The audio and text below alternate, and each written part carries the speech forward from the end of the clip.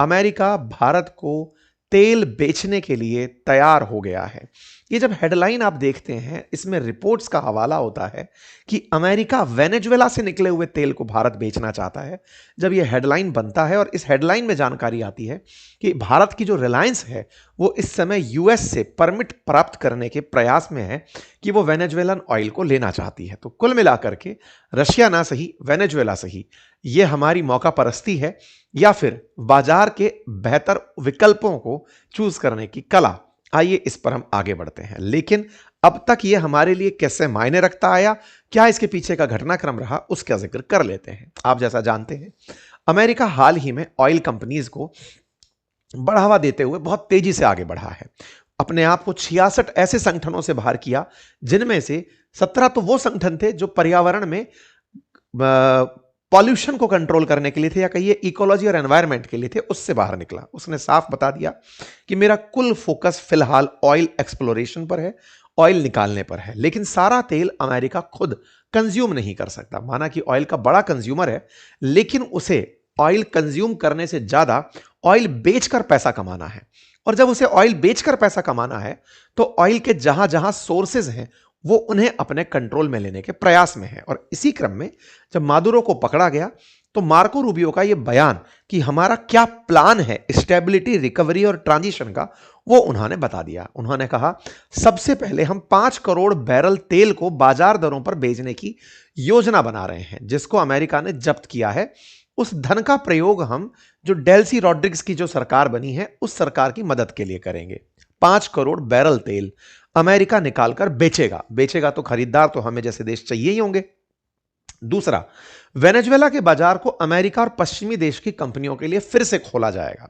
और तीसरा, वेनेजुएला के देश का पुनर्निर्माण किया जाएगा, अर्थात पुनर्निर्माण और लोकतांत्रिक सरकार को बनाने की प्रक्रिया होगी।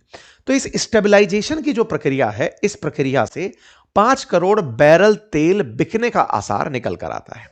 अब आपको लगेगा कि यह कैसे संभव है, कौन निकालेगा? इसके लिए ट्रंप ने अपने देश की टॉप ऑयल कंपनी से संवाद किया। आपके सामने तस्वीरों में ट्रंप बैठे दिखाई दे रहे हैं उन तमाम नेताओं के साथ, उन लीडर्स के साथ जो कि कहीं ना कहीं ऑयल सेक्टर से जुड़े हैं। प्रेसिडेंट ट्रंप ने ऑयल और गैस एग्जीक्यूटिव्स के साथ एक प्रॉपर मीटिंग की 10 जनवरी के दिन। इस मीटिंग में जो शेवरॉन करके कंपनी है, ऑयल की अमेरिका की सबसे बड़ी कंपनियों में से एक जो कंपनी है, उस कंपनी ने धन्यवाद देते हुए ट्रंप को कहा कि अब हम वेनेजुएला के अंदर जो आपने प्रयास किए हैं उन पर काम कर पाएंगे। ऐसे ही एक्सॉन मोबिल करके कंपनी है, ऑयल की काफी प्रसिद्ध कंपनी है, वो ट्रंप को धन्यवाद दे रही है। कुल मिलाकर के अमेरिका की जो टॉप ऑयल कंपनीज हैं, जिन्होंने कभी ट्रंप को फाइनेंस किया था इलेक्शन के लिए, वो सब कंपनी ट्रंप को धन्यवाद देती हुई नहीं थक रही हैं।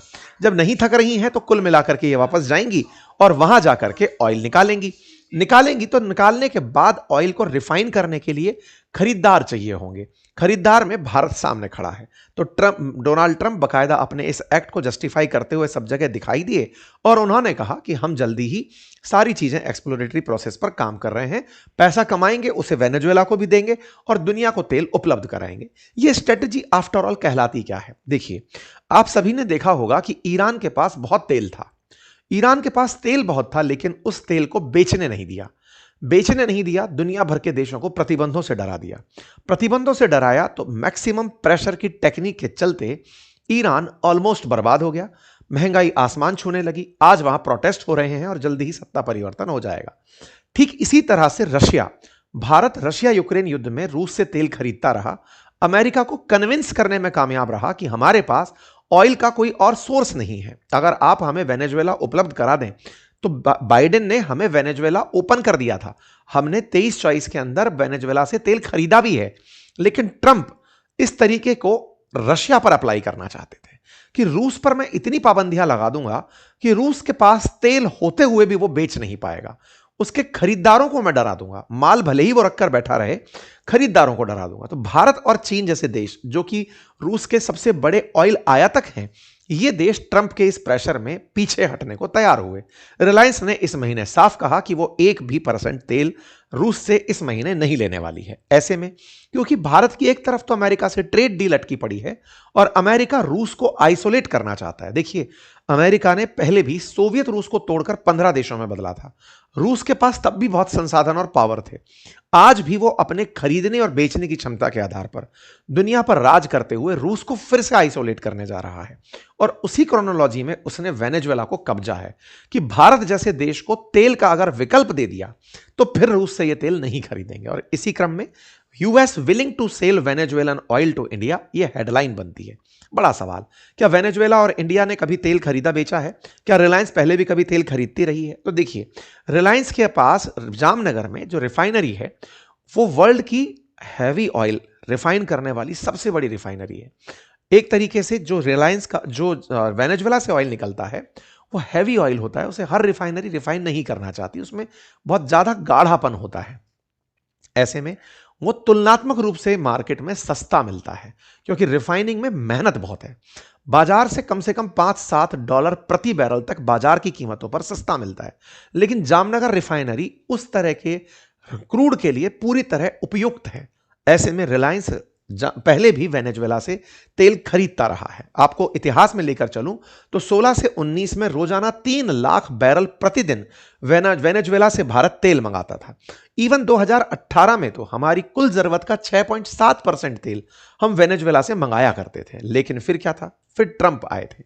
ट्रंप के काल में निकोलस मादुरो की सरकार पर दबाव बनाया गया, पूरी तरह से इनके ट्रेड को रोकना शुरू हुआ। 2021 तक आते आते ट्रंप ने रुकवाकर हमारे तेल के इंपोर्ट को 1.1% कर दिया।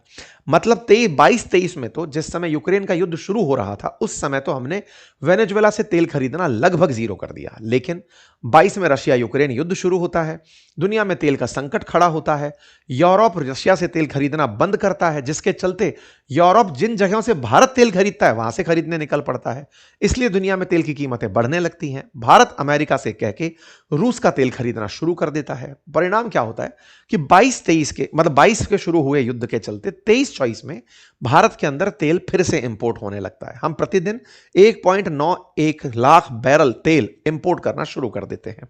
अमेरिका से धीरे धीरे हमारा तेल परचेज शुरू होता है। लेकिन तेल परचेज होते होते ट्रंप फिर से आते हैं। वो इस बार वेनेजुएला का इलाज रशिया के लिए करना चाहते हैं कि ठीक है, तेल तो खरीद रहे हैं ये लोग, अगर परमानेंट ये तेल मेरे पास हो जाए तो रूस पर मैं सब तरह का प्रेशर डाल दूंगा। यहीं से शुरू होता है यूएस का टैरिफ वॉर। वेनेजुएला पर 25% टैरिफ लगाया जाता है। हम बकायदा अमेरिका से परमिशन लेके बैठे हुए थे। रिलायंस ने अमेरिका से परमिशन ली हुई थी कि वो तेल परचेज करता रहेगा वेनेजुएला से। लेकिन उसे दिक्कत हुई जब वेनेजुएला पर 25% टैरिफ लगा। रिलायंस ने इस 25% टैरिफ के चलते वो तेल खरीदना बंद कर दिया। अगर $60 प्रति बैरल के हिसाब से तेल आ रहा है और उस पर ₹15 का टैरिफ लग जा रहा है तो वो हमारे लिए फायदे का सौदा नहीं हो रहा था। तो हमने कहा कि भाई सस्ता नहीं मिल रहा है, हम नहीं लेंगे। रिलायंस ने तेल खरीदना बंद कर दिया और इंतजार करने लगा कि कभी स्थितियां सामान्य होंगी तो तेल खरीदेंगे। इधर अमेरिका ने वेनेजुएला की रणनीति बनाते बनाते रूस की रोजानेफ्ट जैसी और ल्यूकोइल जो कंपनियां हैं उन पर पाबंदी लगा दी। पाबंदियों का परिणाम निकला कि रिलायंस उनसे तेल नहीं खरीद पाया। अल्टरनेटिवली तेल खरीदने के सोर्सेस की तलाश शुरू हुई। इतने में ट्रंप ने वेनेजुएला पर कब्जा कर लिया। वेनेजुएला के पास तेल जो बिक नहीं रहा था अब वो खुलेआम बिकने लगेगा। और इस काम को करने के लिए पूरी तरह से रिलायंस ट्रंप को लाइजन करता चला है। चाहे इनके वो समारोह हो जिसमें इन्होंने शपथ ली थी, तब भी मुकेश अंबानी वहां पर देखे गए थे। इसी प्रकार से अभी जब यहां पर आपको इस तस्वीर में वो देख सकते हैं, इसी तरह से अभी मुकेश अंबानी जब ट्रंप सऊदी गल्फ की यात्रा पर आए थे उस समय पर भी इनसे मिलने के लिए गए थे। तो तस्वीरों में आप इन्हें यहां देख सकते हैं। अर्थात इनकी अमेरिका के साथ प्रॉपर लाइजन कि हाँ भाई, अगर तेल बैन भी है तो हम खरीदते रहेंगे। इवन इन्होंने 1 महीने के लिए रूस के ऊपर से भी लगे प्रतिबंधों में ढील दिलवा ली थी कि साहब हमारे तेल को आने दो, अगली बार से हम रोक लेंगे। तो कुल मिलाकर के इनका तेल का व्यापार चलता रहा। मादुरो का जाना और भारत का चुप रहना यह दर्शाता है कि कहीं ना कहीं भारत ने व्यापारिक हितों के लिए, और हमारा वेनेजुएला के साथ कुछ ज्यादा स्टेक पर नहीं था, हमने बेहतर समझा कि हम इंटरफेयर नहीं करेंगे। हमारी जो नीति है कि हम दूसरे देश की राजनीति में कुछ नहीं बोलते, हम वहीं पर चुप रह गए। लेकिन इस बीच में जब यह खबर निकल कर आती है तो इसके कई मायने होते हैं। सबसे पहले, भारत तेल खरीदने के लिए रूस, मिडिल ईस्ट और अफ्रीका जैसे देशों पर निर्भर है। अब हमें एक और विकल्प मिलेगा। आज हमारी ऊर्जा आवश्यकता का लगभग 88% इस ईयर इंपोर्ट होने के आसार हैं। भारत की ऊर्जा आवश्यकता अभी भी तेल पर निर्भर चल रही है। ऐसे में एक और विकल्प हमारे पास होगा। रूस पर चूंकि प्रेशर बढ़ाता जा रहा है अमेरिका, चाइना भी अमेरिका के प्रेशर में है, तेल रूस से खरीदना धीरे धीरे बंद होगा। भारत पिछले 4 सालों में 144 बिलियन यूरो का तेल परचेज कर चुका है रूस से तेल परचेज करके हमने उसे पैसे तो पहुंचाए, लेकिन हमारे पास में डॉलर का सोर्स जो अमेरिका था वो बाधित हो गया। उसका बाधित होना हमें सोचने पर विमश कर गया। एक तरफ अमेरिका हमें और डॉलर से तरसाने के लिए 500% टैरिफ की धमकियां दे रहा है। हाल ही में अमेरिकी एक सीनेटर ने इस बिल के लिए इससे परमिशन ली कि सर मैं वो बिल ले आऊं क्या। इससे भारत के ऊपर चिंताएं बढ़ती हैं।